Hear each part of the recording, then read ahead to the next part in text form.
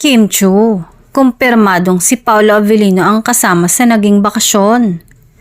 Matapos ang ilang linggo ng espekulasyon, tuluyan ang kinumpirma ng mga netizens na si Paolo Avellino nga ang kasama niya noong magbakasyon ito sa Amanpulo. Una nang umugong ang balita matapos may makakita sa dalawa na magkasama ngunit walang kumpirmasyon. Bagamat marami ang nagtangkang magtanong, nanatiling tikom ang bibig ni Kim at Paolo tungkol sa issue.